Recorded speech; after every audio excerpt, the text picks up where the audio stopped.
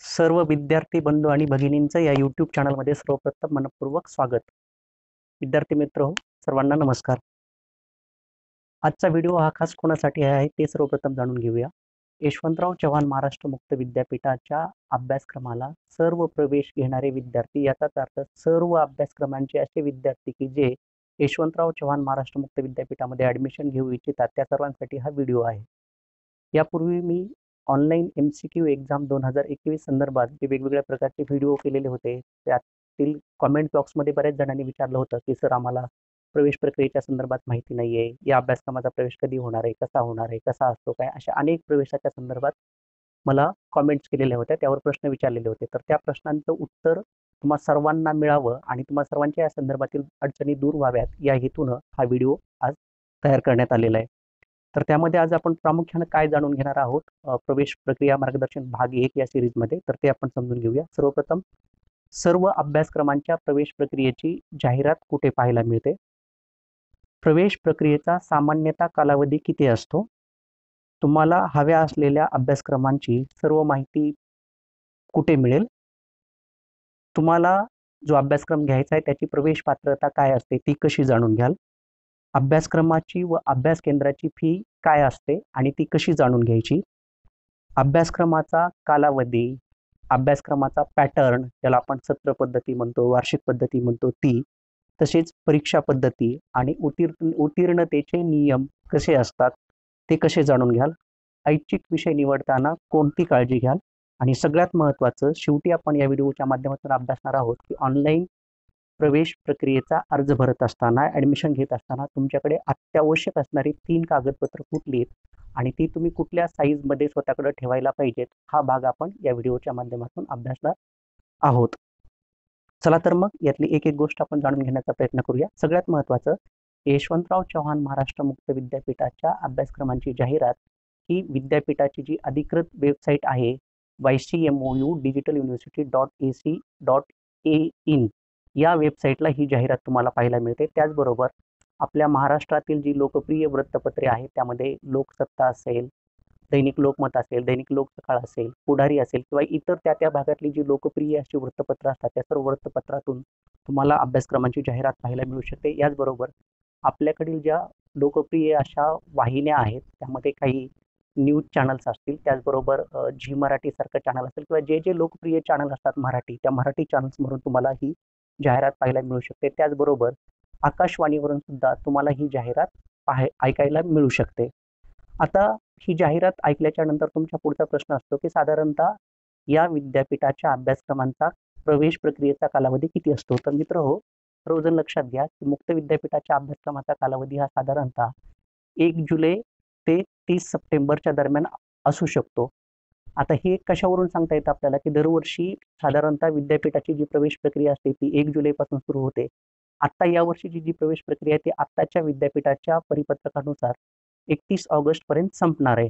परंतु अपवादात्मक परिस्थितीमध्ये जसं की कोविडचं संसर्ग असेल किंवा आपत्कालीन पूर असेल, इतर काही अशा तांत्रिक अडचणी असतील की ज्यामुळे विद्यार्थ्यांना प्रवेश भरायला शक्य झालं नाही, त्यांना उशीर झाला, तर अशा वेळेला ही मुदत अगदी सप्टेंबरपर्यंत किंवा ऑक्टोबर आणि अगदी शेवटीचं ज्याला आपण late fee, super late fee म्हणतो ना, तर त्यावेळी ती नोव्हेंबरपर्यंत सुद्धा एक्सटेंड होऊ शकते. परंतु यासाठी तुम्ही वेळोवेळी विद्यापीठाची परिपत्रकं बघणं गरजेचं आहे. म्हणजे आपण कालावधीच्या बाबतीमध्ये 2 गोष्टी सांगू शकतो की सामान्यतः जुलै ते सप्टेंबर आणि पुढे ऑक्टोबर ते नोव्हेंबर असे 2 टप्पे आपल्याला करता येऊ शकतात. या दरम्यान विद्यापीठाची प्रवेश प्रक्रियेची कालावधी असतो हे आपल्याला लक्षात येईल. आता इथून पुढचा जो महत्त्वाचा भाग सुरू होतो की तुम्ही विद्यापीठाची जाहिरात बघितली, प्रवेश प्रक्रियेचा कालावधी लक्षात घेतला आणि आता तुम्हाला ऑनलाईन ॲडमिशन घ्यायचं आहे, तर ते करत असताना जे अभ्यासक्रम आहेत त्या अभ्यासक्रमांची सर्व माहिती तुम्हाला कुठे मिळेल, तर त्यासाठीच एक लक्षात घ्या की विद्यापीठाची जी वेबसाईट आहे YCMOU डिजिटल युनिव्हर्सिटी .ac.in, तर या अधिकृत वेबसाईटला तुम्ही जाऊ शकता. त्याचं होम पेज जे येतं त्या होम पेजवर तुम्ही आल्याच्या नंतर ऑनलाईन ॲडमिशन नावाचा एक उजव्या कोपऱ्यामध्ये टॅब असतो जो की तुमच्या सहजपणे नजरेस येईल. त्याला तुम्ही क्लिक केलं की पुढे तुम्ही प्रोसीड होता आणि ते झाल्याच्या नंतर तुम्ही जी तुमच्यासमोर विंडो ओपन होईल त्या विंडोमध्ये पहिलाच जो कॉलम असतो त्यामध्ये असतं की शैक्षणिक वर्ष, जे काही वर्ष असेल ते शैक्षणिक वर्ष 2021-22च्या विविध शिक्षण क्रमांच्या प्रवेशासाठी ऑनलाईन अर्ज करण्यासाठी येथे क्लिक करा आणि तिथे क्लिक केल्याच्या नंतर पुढची जी विंडो ओपन होते त्या विंडोला माहिती पुस्तिका 2021-22 साठी येथे क्लिक करा अशा स्वरूपाचा एक टॅब असतो आणि ते टॅब जर का तुम्ही क्लिक केलात तर विद्यापीठाकडे उपलब्ध असलेले सर्व अभ्यासक्रम सुरुवातीला ज्याला आपण पीजी कोर्सेस म्हणतात ते पीजी कोर्स असतात, नंतर यूजी डिप्लोमा कोर्सेस आणि शेवटी सर्टिफिकेट कोर्स अशा पद्धतीने त्या माहिती पुस्तिकांची त्या ठिकाणी मांडणी केलेली असते. त्या अभ्यासक्रमाच्या समोर क्लिक केलं की तुम्हाला तुमच्या अभ्यासक्रमाची पूर्ण माहिती पुस्तिका ओपन होते. म्हणजे तुम्हाला या प्रश्नाचं उत्तर मिळालं असेल की तुम्हाला ज्या अभ्यासक्रमाला ॲडमिशन घ्यायचं आहे, ज्या अभ्यासक्रमाला प्रवेश घ्यायचा आहे त्याची सर्व माहिती ही तुम्हाला विद्यापीठाच्या अधिकृत वेबसाईटवरून जी माहिती पुस्तिका उपलब्ध असते, ज्याला आपण प्रॉस्पेक्ट्स असं म्हणतो, तिथे तुम्हाला उपलब्ध असते. आणि प्रवेश घेत असताना, ऑनलाईन प्रवेश अर्ज भरत असताना सगळ्यात महत्त्वाची गरज असते ती ही की तुम्ही सर्वांनी विद्यापीठानं सूचना दिलेली असते की मी माहिती पुस्तिका काळजीपूर्वक वाचली आहे आणि माहिती पुस्तिका वाचूनच मी माझं ॲडमिशन घेत आहे अशा स्वरूपाची त्यामध्ये डिक्लेरेशन दिलेलं असतं. मग तुम्हाला या माहिती पुस्तिकेमध्ये काय मिळेल की तुम्हाला हवा असलेला अभ्यासक्रम तुम्ही निवडला तर त्याच माहिती पुस्तिकेमध्ये तुम्ही जो अभ्यासक्रम निवडणार आहात त्याच्यासाठीच्या प्रवेशाची पात्रता काय असते, तर ती प्रवेशाची पात्रता तुम्हाला त्या ठिकाणी दिलेली असते. एक उदाहरण म्हणून सांगतो की आमच्या महाविद्यालयामध्ये आमच्याकडे MA एज्युकेशनचा कोर्स आहे. तर त्या MA एज्युकेशन कोर्सची मान्यता काय आहे, प्रवेश पात्रता काय, की तो विद्यार्थी BEd पदवी उत्तीर्ण असला पाहिजे. त्याचबरोबर BEdला समकक्ष जे इतर शिक्षण आहे, ज्याला आपण काय म्हणूया की BPEdचा कोर्स सुद्धा यामध्ये पात्र ठरू शकतो. त्याचबरोबर ज्या विद्यार्थ्यांनी ग्रॅज्युएशन लेवलला BA एज्युकेशन हा विषय घेऊन आपली पदवी पूर्ण केलेली त्याला देखील आमच्या या MA एज्युकेशनसाठी ॲडमिशन मिळू शकतं. अशा पद्धतीनं प्रत्येक कोर्सच्या प्रवेश पात्रतेचे निकष, प्रवेश पात्रतेचे नियम हे वेगवेगळे असतात. त्यामुळे आपण त्या कोर्ससाठी पात्र ठरतो की नाही हे सर्वांनी काळजीपूर्वक पाहणं गरजेचं आहे. त्याचबरोबर याच ठिकाणी ओपनच्या विद्यार्थ्यांसाठी टक्केवारी किती असते, कॅटेगरीच्या विद्यार्थ्यांसाठी टक्केवारीचा निकष काय असतो ते देखील दिलेलं असतं. जसं की आमच्या MA एज्युकेशनसाठी ओपनच्या विद्यार्थ्यांसाठी टक्केवारीचा निकष हा BEdला 55% आहे.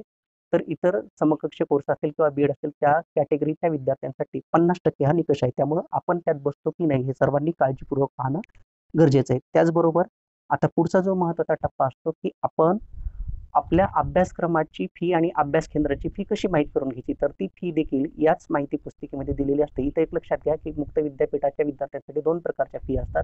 एक ज्याला आपण युनिव्हर्सिटी फी म्हणतो, म्हणजेच ती अभ्यासक्रमाची फी असते.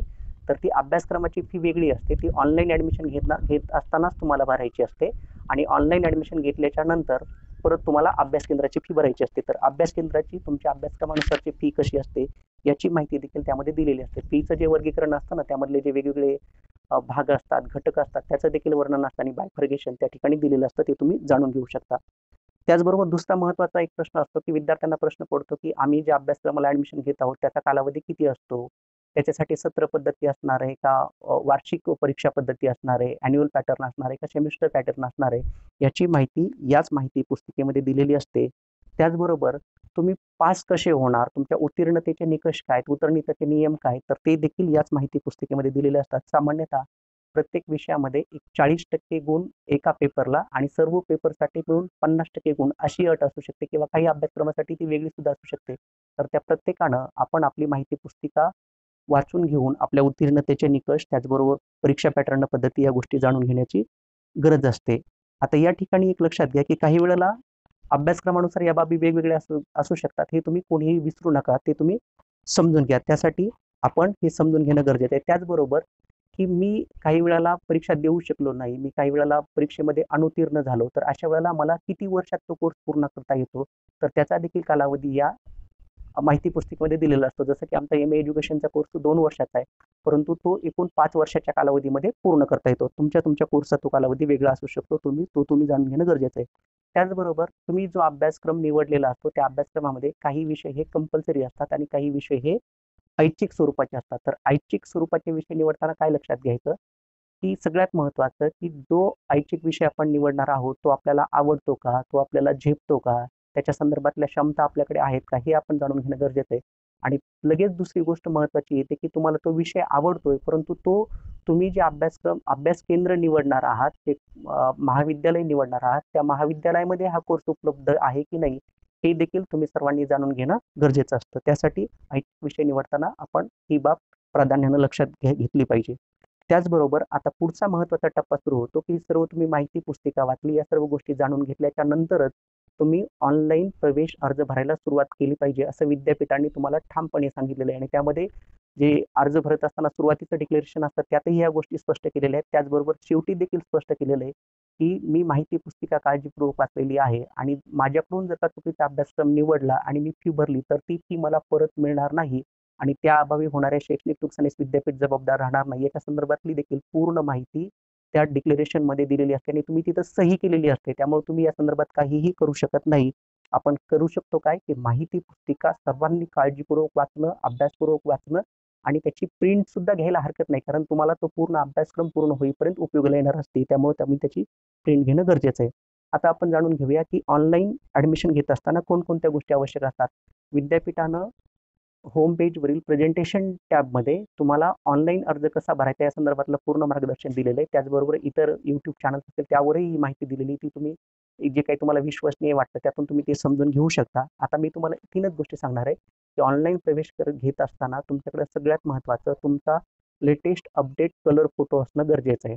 त्याचबरोबर दुसरं महत्त्वाचं, की तुमची स्कॅन केलेली सही असणं गरजेचं आहे. म्हणजे एकूण तुमच्याकडे 3 फाईल पाहिजेत. एक कलर फोटोचं स्कॅन केलेली फाईल, दुसरं तुमच्या सहीची स्कॅन केलेली फाईल आणि तिसरं तुमच्या पात्रता परीक्षेचं गुणपत्रक. आता पात्रता परीक्षेचं गुणपत्रक काय असतं ते जरा समजून घेऊया, की एखाद्या अभ्यासक्रमासाठी तुम्ही पात्र ज्या गुणपत्रकाच्या आधारे ठरता ते म्हणजे ज्याला आपण काय म्हणतो, की पात्रता परीक्षेचं गुणपत्रक. त्या ठिकाणी लिहिलेलं असतं पहा, की लास्ट क्वालिफाईंग एक्झाम सर्टिफिकेट म्हणजेच काय, की शेवटच्या पात्रता परीक्षेचे गुणपत्रक. म्हणजे तुम्ही जर का बी ए करणार असाल आणि बी ए करण्यासाठी 12वी ही पात्रता असेल आणि त्याचबरोबर मुक्त विद्यापीठाचा ज्याला आपण पूर्व शिक्षणक्रम म्हणतो ती ही पात्रता असेल, तर ते जे शेवटी तुम्ही ज्यात पास झाला तर त्या स्वरूपाचं ते जे शेवटचं जे गुणपत्रक असतं त्याला आपण पात्रता परीक्षेचं गुणपत्रक म्हणतो. म्हणजे ऑनलाईन ॲडमिशन घेत असताना 3 गोष्टी तुमच्याकडे लागणार आहेत. एक तुमचा अपडेट फोटो, नंबर 2 तुमची सही आणि नंबर 3 पात्रता परीक्षेचं गुणपत्रक आणि गरज पडली तर तुमचं जन्मतारखेचा पुरावा असलेलं आधार कार्ड असेल किंवा इतर महत्त्वाचं डॉक्युमेंट्स हे तुमच्याकडे डॉक्युमेंट असणं गरजेचं आहे. या प्रत्येक डॉक्युमेंटचं तुम्ही स्वतंत्र फाईल करणं गरजेचं आहे आणि त्याची साईज ही 1 MB पेक्षा कमीच असली पाहिजे तरच ती अपलोड होणार आहे, हे लक्षात घ्या. आणि ही साधारणतः आपल्याला विद्यापीठानं सांगितल्यानुसार JPG, JPEG किंवा PNG याच फॉर्मॅटमध्ये असणं गरजेचं आहे. ती कलर स्कॅन केलेली असावी. आता इथं लक्षात घ्या, की आपण फोटो आपल्या तरुणपणातला, आपल्या चांगल्या वयातला घेण्याची शक्यता असते. पण जेव्हा तुम्ही फोटो व्हेरिफिकेशन असतं परीक्षेच्या वेळेला तेव्हा तो होत नाही. त्यामुळे माझं तुम्हाला सर्वांना आव्हान आहे, की आपण आपला लेटेस्ट जो फोटो आहे तोच तिथं अपडेट केला तर ते अधिक चांगलं होऊ शकतं. अशा पद्धतीनं आज आपण प्रवेश प्रक्रियेतील भाग 1च्या संदर्भात माहिती जाणून घेतली. दुसऱ्या व्हिडिओमधून आपण तुमचा प्रवेश अंतिमतः कधी मान्य होतो, त्यात अभ्यास केंद्राची भूमिका काय असते, विद्यापीठाची भूमिका काय असते आणि काय केलं तर तुमचा ॲडमिशन रद्द होऊ शकतं, तुमचा अर्ज बाद होऊ शकतो, हे आपण पुढच्या व्हिडिओमधून पाहणार आहोत. तत्पूर्वी आपण जर का सर्वप्रथमच या चॅनलला असाल तर हे चॅनल सबस्क्राईब करा आणि इतर गरजू विद्यार्थी बंधू आणि भगिनीपर्यंत पोहोचवा. तुम्हा सर्वांना मनःपूर्वक धन्यवाद. भेटूया आपण पुढच्या व्हिडिओमध्ये. Thank you so much.